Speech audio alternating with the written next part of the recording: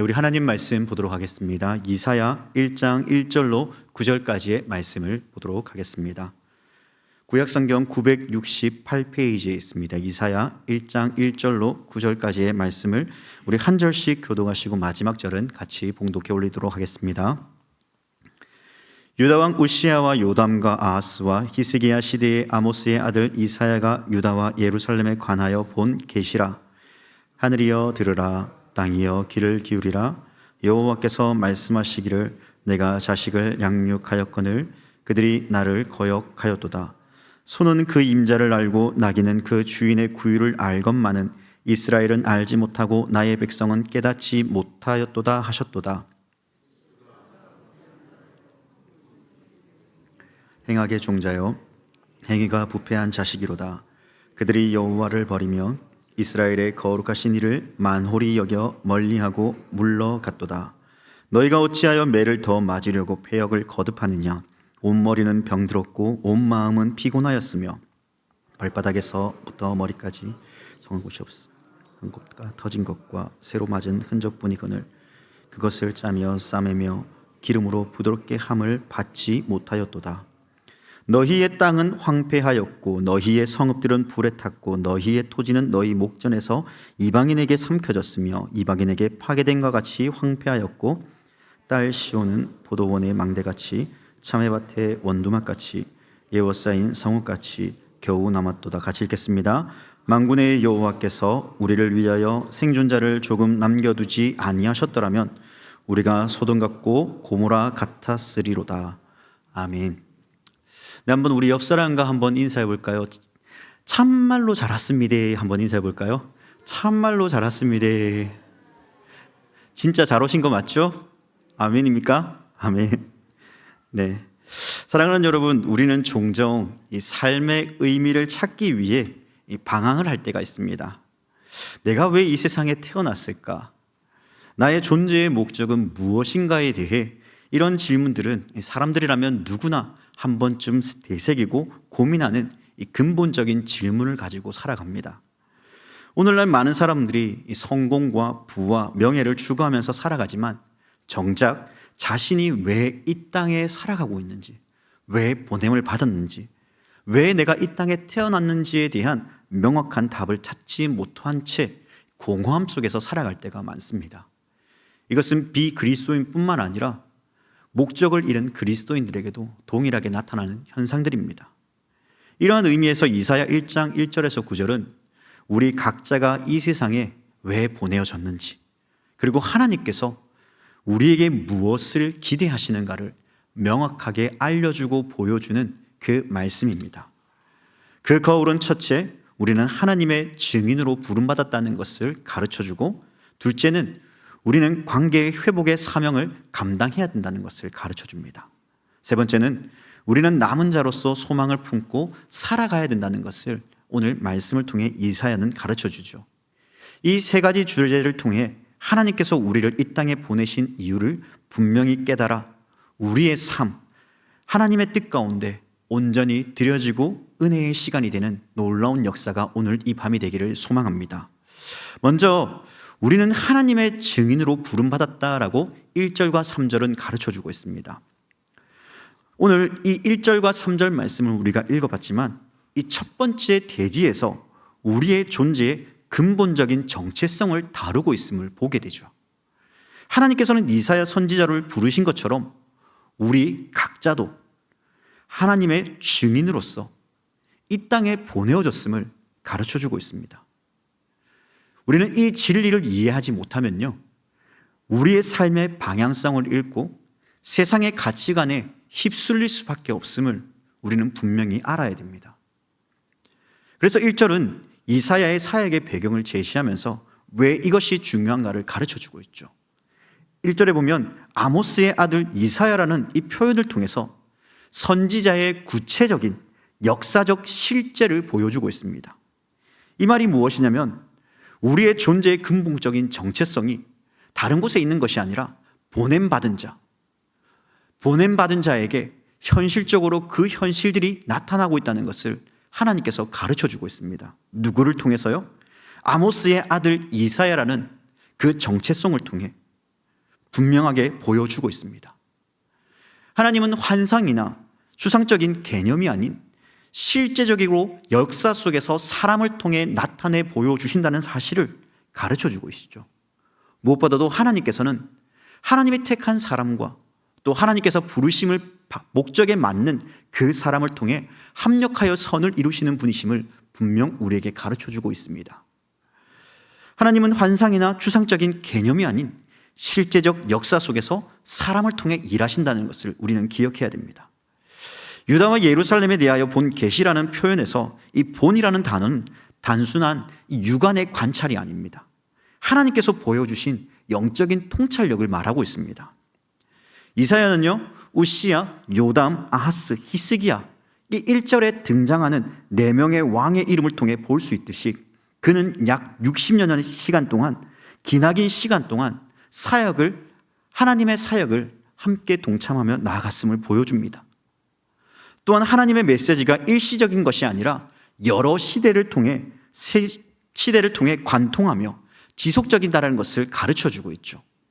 다시 말해서 우리의 한 시대를 살아가는 하나님의 증인으로서 우리 각자의 세대에 맞는 그 진리를 전할 책임을 우리에게 주셨음을 우리는 기억해야 됩니다. 이어 2절은 하늘이여 들으라, 땅이여 귀를 기울이라고 외칩니다. 이것은 신명기 32장 1절에서 모세의 노래를 연상시키는 법적 소송의 형식입니다.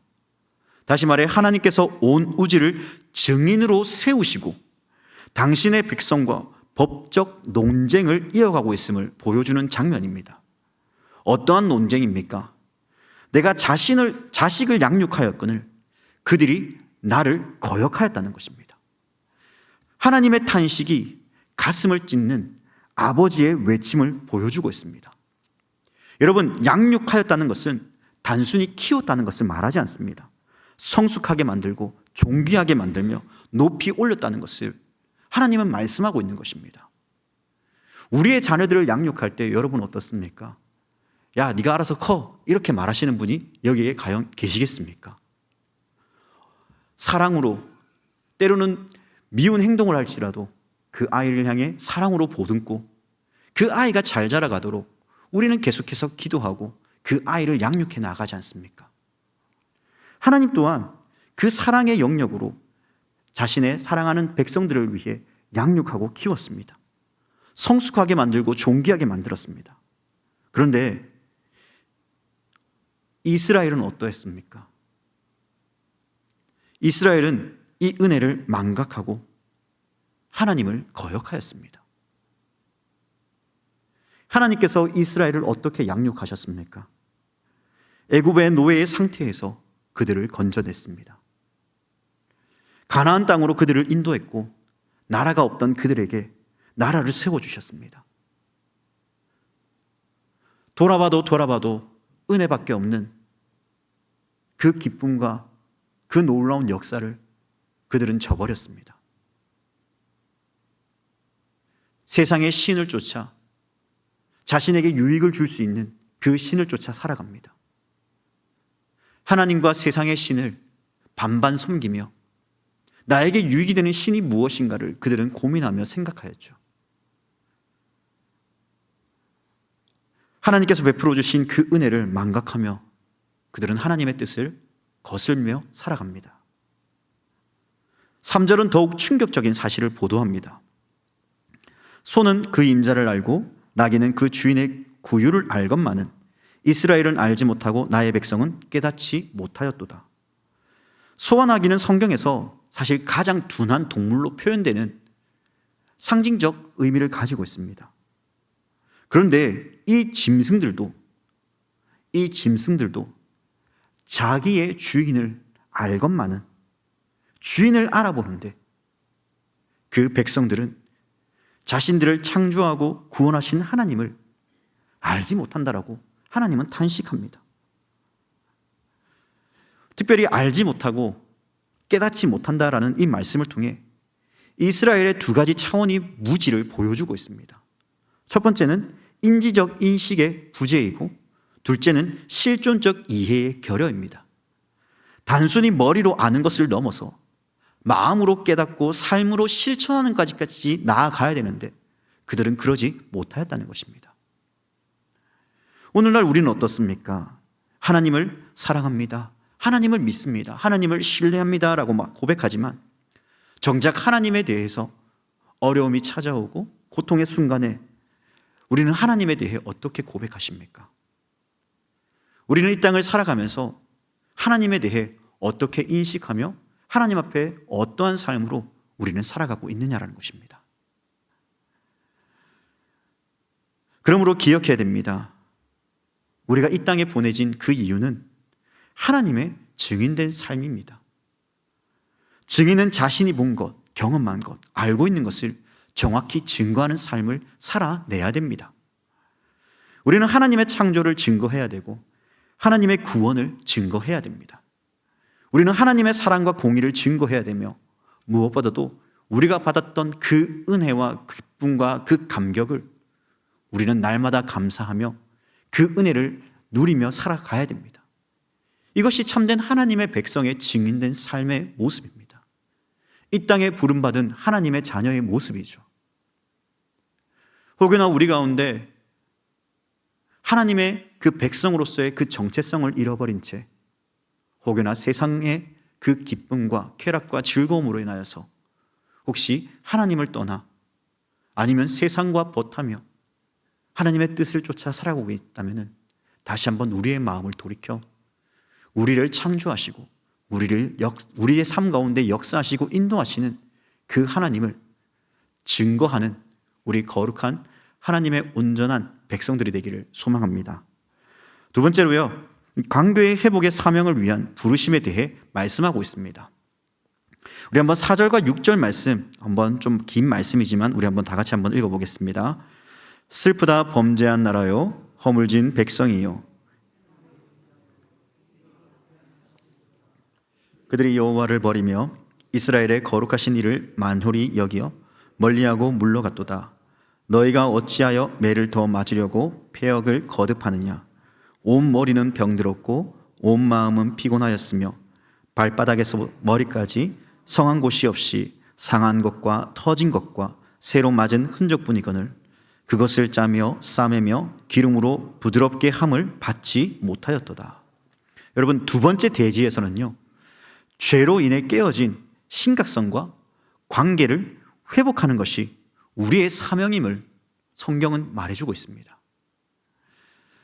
그런데 여러분, 이스라엘은 어떠했다라고 말합니까? 그들은 그 사명을 감당하지 못하였다고 이야기합니다. 무엇 때문인가를 4절을 통해 우리에게 가르쳐 줍니다. 4절은 이스라엘의 영적 상태를 4가지 차원에서 진단하며 말하고 있습니다. 첫 번째는요, 범죄한 나라이고, 두 번째는 허물진 백성이며, 세 번째는 행악의 종자이고, 네 번째는 행위가 부패한 자식이다라고 하나님은 말씀합니다. 다시 말해 그들이 여호와를 버렸다는 것입니다. 4가지 모두 동일하게 의미하는 것은 하나님의 뜻에 불순종하며 하나님을 버렸음을, 이스라엘의 그 무지성을 보여주는 장면입니다. 그들이 여호와를 버렸다는 것은 의도적이고 고의적인 것을 이야기하고 있습니다. 그들은 하나님에 대해서 알았지만은, 그러나 또 다른 나에게 기쁨과 만족을 주는 것이 있다면 그것이 하나님보다 더 낫다고 여기며 그들은 그것들을 사랑하며 돈을 사랑하였고 우상을 사랑하였고 쾌락을 사랑하였습니다. 그 부름받은 그 사명과 그 목적을 잃어버린 채 말이죠. 그러므로 하나님은 5절에서 반문합니다. 우리 한번 5절 말씀입니다. 너희가 어찌하여 매를 맞으려고 더욱 거역하느냐. 이것은 아버지가 징계하는 자녀에게 던지는 안타까운 질문입니다. 하나님의 징계는 사실 멸망이 아니라 그러한 징계를 통하여서 그들의 죄악을 다시 돌이키며 하나님께로 돌아오는 것이 하나님의 징계였습니다. 그런데 그 백성들은 징계를 받으면서도 거역하고 또 거역하며 거역하고 있습니다. 온 머리는 병들었으며 온 마음은 피곤하며 전 인격적인 질병의 상태를 묘사하며 그들이 얼마나 병들었는가를, 그들이 얼마나 하나님의 이름을 경홀히 여기는가를 보여주고 있죠. 머리는 이성과 판단을, 마음은 의지와 감정을 대표합니다. 이스라엘은 생각도 느낌도 의지도 모두 병들어 있는 상태에 머물렀다고 이야기합니다. 6절은 이스라엘을 향해 더욱 구체적인 진단을 내리고 있습니다. 발바닥에서 머리까지 성한 것이 없다. 전신이 질병으로 덮여 있다고 합니다. 상한 것과 터진 것과 새로 맞은 그 흔적, 그 오래된 상처와 터진 종기, 최근에 맞은 새로운 상처가 뒤섞여 있는 참담한 상태에 놓여 있는 그 이스라엘의 모습을 하나님께서는 한탄하고 있습니다. 더 심각한 것은 그것을 짜며 싸매며 기름으로 부드럽게 함을 받지 못하였다는 것입니다. 위로함을 받지 못하였다는 것입니다. 고름이 있으면 그 고름을 짜내야 됩니다. 깨끗이 씻고 붕대로 싸매고 약을 발라서 치료해야 됩니다. 그런데 이스라엘 백성들은 그 고통의 순간에도 하나님의 이름을 망렬히 여기는 그러한 어리석은 현장 앞에서도 그들은 치유받기보다 회개하지 않고 치료를 거부하는 그 어리석음 상태에 놓여 있었습니다. 그러면 오늘 이 말씀이 우리에게 교훈하는 것은 무엇이겠습니까? 바로 깨어진 관계를 우리가 회복해 나가야 된다는 것입니다. 죄로 인하여 무너졌던 그 관계의 회복, 하나님을 알지 못하고 영원한 지옥의 형벌에 고통받으며 살아가야 될 그 백성을 향하여서, 혹여나 우리 가운데 하나님의 사랑 안에 머물다가 상처받고 아파하며 떠난 그 성도들을 향하여 손을 내밀어 하나님과의 무너졌던 그 관계 회복을 바로 저와 여러분들을 통해 나타내야 됩니다. 이것이 이 땅에 부름받은 하나님의 백성, 그 자녀의 모습입니다. 사랑하는 여러분, 저와 여러분들은 어떻습니까? 누군가가 힘들고 어려운 그 상황 속에서 그들의 위로자가 되어주십니까? 눈물과 고통 속에 아파하고 있는 그 성도들을 향해 다가가 기도하며 위로해주는 그러한 삶을 우리는 살아내고 있습니까? 사랑하는 여러분, 저는 여러분들에게 간절히 부탁합니다.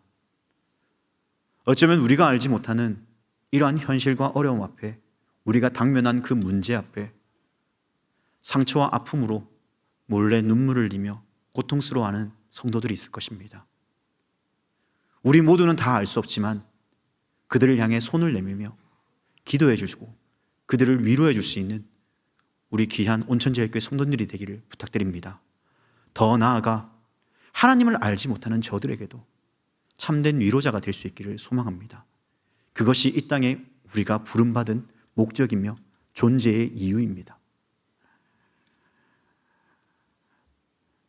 우리는 화목하게 하는 직분을 받았습니다. 여러분 믿으시죠? 우리는 화목하게 하는 직분을 우리는 받은 줄 믿습니다. 아멘. 예수님께서 하나님과의 그 관계를 회복시키시기 위해 자신의 몸을 십자가에 내어 주심으로 그 피로 말미암아 무너졌던, 끊어졌던 그 하나님과의 관계가 회복되었습니다. 우리는 십자가를 질 수 없지만은, 그러나 우리 주님께서 보여주신 그 사랑과 그 헌신의 그 삶을 통해 바로 이러한 화목을 이루어갈 수 있습니다. 이러한 화목이 오늘 온천제일교회에 가득 차고 넘치는 그러한 일들이 퍼져감을 통하여서 다시 일어나고 회복해 나아가는 그러한 우리 교회가 되기를 소망합니다. 마지막으로 7절과 9절 말씀을 통해 남은 자로서의 소망을 나타내는 삶을 살아가야 될 것을 이야기하죠. 남은 자로서의 소망의 증인된 삶을 위해 우리를 부르셨습니다. 7절과 9절 말씀에 보면 너희의 땅은 황폐하였다고 합니다. 너희의 성읍들은 불에 탔고 너희의 토지는 너희 목전에 이방인에게 삼켜졌으며 이방인에게 파괴된 것 같이 황폐하였고 딸 시온은 포도원의 망대같이 원두밭의 상막같이 에워싸인 성읍같이 겨우 남았도다. 만군의 여호와께서 우리를 위하여 생존자를 조금 남겨두지 아니하셨더라면 우리가 소돔 같고 고모라와 같았으리로다. 세 번째 대지는요, 이 심판 가운데 이 소망을 잃지 않는 남은 자의 신앙을 이야기하고 있습니다. 그 소망을 가진 자가, 그 신앙을 가진 자가 바로 오늘 이 자리에 참석한 우리 모든 성도님들입니다. 하나님께서는 비록 힘들고 어려운 상황 속에 있지만은 그 고통의 순간 속에서도 남은 자들을 통해 회복의 역사를 이루어 가신다는 것이죠. 오늘 우리가 금요 기도회에 모인 것은 무엇입니까? 단순히 그냥 오지 않으면 연락할까봐 그런 게 아니지 않습니까? 우리의 삶을 하나님 앞에 드리고 우리의 간구하는 기도의 소원, 또 우리 교회가 앞으로 나아가야 될 그 방향성을 위해 우리가 한자리에 모여 합심하여 함께 기도합니다. 우리는 기도의 능력을 아는 사람들입니다. 더 나아가서 소망을 잃지 않는 남은 자들에게 희망이 되어줘야 됩니다. 그것이 오늘 우리에게 이 땅에 부름받은 성도의 참된 모습이죠. 그렇다면 이 남은 자에게, 그러한 새로운 시작을 여는 남은 자에게 먼저 어떠한 일들이 있는가를 한번 7절을 통해 보겠습니다. 이스라엘이 직면한 이 구체적인 재앙입니다. 너희의 땅은 황폐하였다. 완전히 파괴되어 아무것도 없는 상태를 의미하죠. 너희의 성읍들은 불에 탔다. 전쟁의 참상을 보여주는 모습입니다. 고대 근동에서 이 성읍이 불탔다는 것은 완전한 정복과 멸망을 상징하는 의미였습니다. 그렇다면 무엇입니까? 나라가 빼앗겼고 나라에 아무것도 남지 않은 그 고통 속에 있는 성도들이 있었다는 것이죠. 이어 너희의 토지는 너희 목전에서 이방인에게 삼켜졌으며, 여러분, 자신들의 나라가, 자신들이 일구어 놓은 그 가정이 무너졌습니다. 일순간에 모든 것이 다 빼앗겼습니다. 아무것도 남지 않았습니다. 철저한 고통과 그 현실 앞에 그들은 매일매일 눈물의 삶을 살아내야 됐습니다. 하지만은 하나님께서는 그러한 시간 속에 살아가고 있는 그 성도들을 남겨두심을 통하여 새로운 회복의 꿈을 꾸시도록 그들을 이끄셨습니다. 저는 오늘 그 사람이 바로 오늘 이 자리에 참석한, 그리고 온라인으로 함께하는 우리 온천제일교회 성도님들인 줄 믿습니다. 여러분, 남은 그 자를 위하여서, 회복의 역사를 위하여 하나님은 우리를 불러주셨고 우리를 이 땅에 불러주셨습니다. 교회의 회복뿐만 아니라 나라와 세계적인 회복, 그리고 너희는 땅끝까지 이르러 내 증인이 되라는 그 복음의 말씀 앞에 하나님의 백성으로서 그들을 향해 무지한 저들에게 하나님을 알게 하심을 통하여 하나님의 놀라운 역사와 인도하심이 그들의 삶 가운데 가득 차 넘침을 통하여 구원받은 자가 더 많아지도록 하나님께서 우리를 부르셨습니다. 그 남은 자를 우리를 세우셨습니다. 그렇게 하나님은 이 슬픔과 절망 가운데 한 절기의 희망을 남겨두시죠. 8절에 딸 시온이라는 이러한 애칭을 사용하십니다. 이것은 예루살렘을 부드럽고 애정어린 표현으로 부르고 계시는 하나님의 이름입니다. 하나님께서 우리를 부르는 이름입니다. 심판 가운데서도 여전히 하나님의 사랑이 있다는 것을 보여주는 장면입니다. 우리가 가끔씩 홀로 있을 때에 여러분들은 어떻습니까? 아무도 나를 알아주지 않고 신앙생활하는 가운데서도 홀로 뚜벅뚜벅 걸어갈 때 우리는 참 많은 외로움을 느낍니다. 그런데요, 누군가가 내 이름을 불러줄 때 여러분, 그 마음에 얼마나 크나큰 감동이 있습니까? 누구누구 집사님, 누구누구 장로님, 별것 아닌 것 같은 그 이름 하나가 때로는 우리를 위로할 때가 있습니다. 그런데 오늘 하나님께서는요, 딸 시오나라고 외치면서 우리를 그 절망 속에서도 내가 너를 사랑한다라고 말씀하고 있습니다.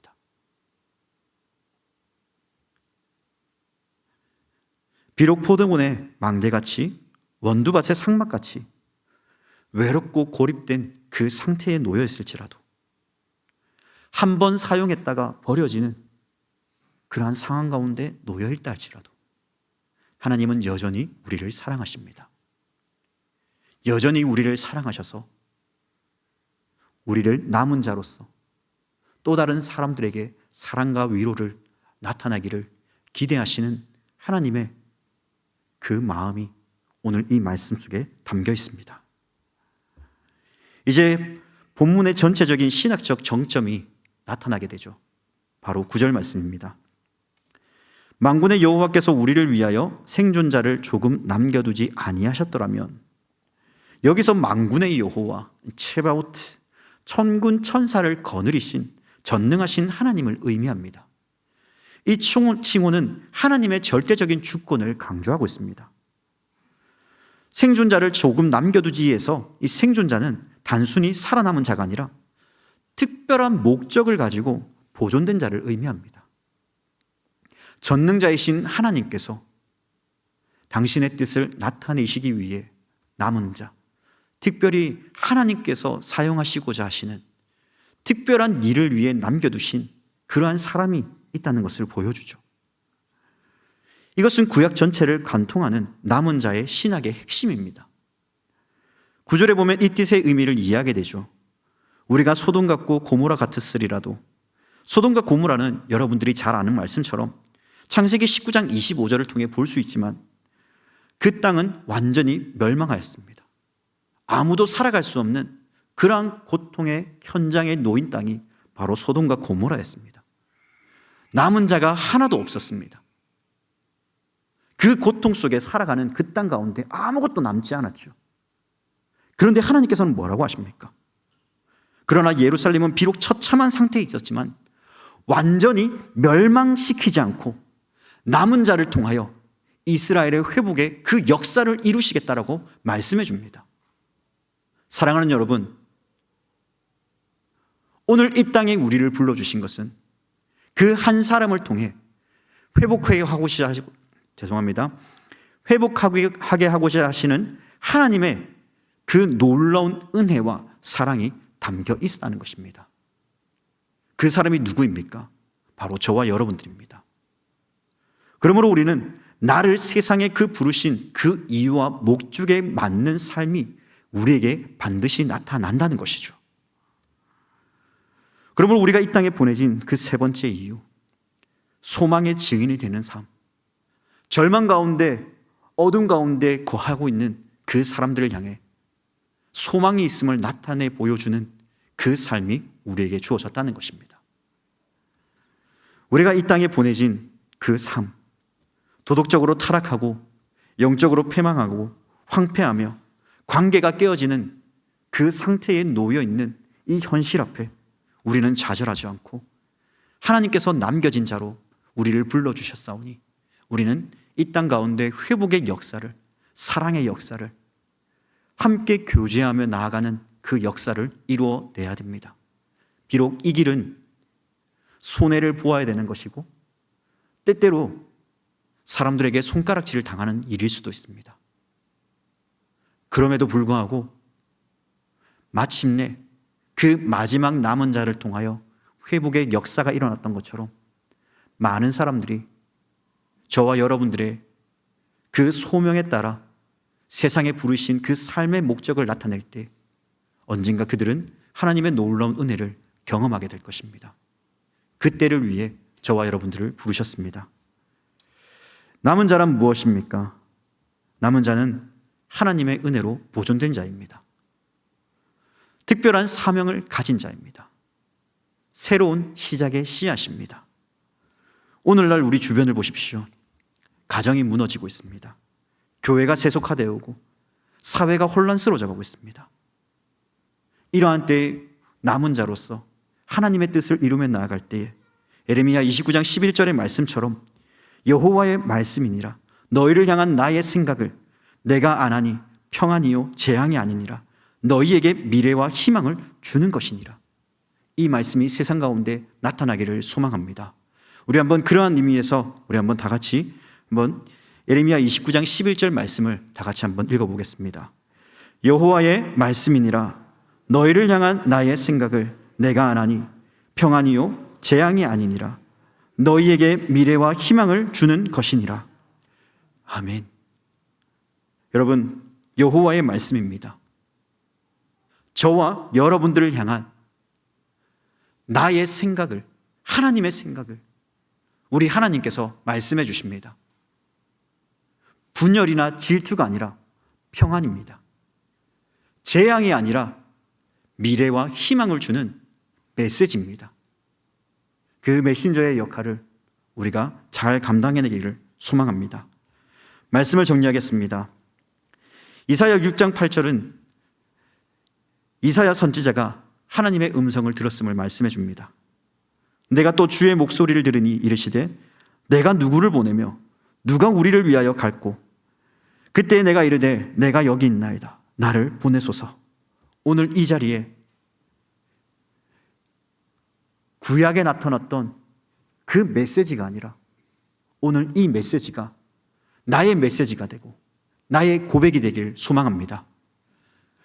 내가 또 주의 목소리를 들으니 주께서 이르시되 내가 누구를 보내며 누가 우리를 위하여 갈꼬 하시니 그때에 함께 고백합시다. 그때에 내가 여기 있사오니 하나님 나를 보내옵소서. 나를 세상에 부르신 그 목적의 삶을 내가 살아낼 수 있도록 하나님 나를 사용하여 주시고 나를 보내어 주옵소서. 이 믿음의 고백이 우리의 고백이 되기를 간절히 소망합니다. 할렐루야. 아멘. 기도하겠습니다. 하나님 아버지 감사합니다. 하나님, 내가 또 주의 목소리를 들으니 내가 누구를 보내면 누가 우리를 위하여 갈꼬 하실 때에 하나님 이사야와 같이 내가 여기 있나이다. 나를 보내소서. 나를 세상에 부르신 그 이유와 목적에 맞는 삶을 이 땅 가운데 살아내며 나타낼 수 있도록 주님 나를 사용하여 주옵소서. 이 믿음의 고백이 우리의 고백이 되게 하여 주시옵소서.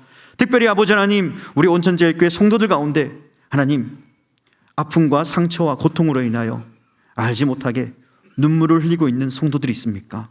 하나님 그들을 향하여 위로하게 하시고 그들의 눈물을 닦아줄 수 있는 믿음의 아름다운 연합체가 될 수 있도록 주님 나를 사용하여 주옵소서. 무엇보다도 하나님 아버지 나를 세상에 그 부르신 이유 가운데 하나님의 뜻과 또한 우리 하나님의 놀라운 은혜와 사랑을 예수 그리스도를 통하여 나타내 보여주신 그 구원의 복음이 세상 가운데 전파되어지고 주님께로 돌아오는 그 놀라운 역사가, 그래서 세상 가운데 지치고 상하고 찢긴 영혼들이 하나님의 말씀을 듣고 예수 그리스도의 그 구원의 복음을 듣고 주님께로 돌아오는 그 놀라운 역사의 삶을 살아낼 수 있도록 주님 나를 사용하여 주옵소서. 이 모든 간구 나를 권하여 주신 우리 주 예수 그리스도의 이름으로 기도합니다. 아멘.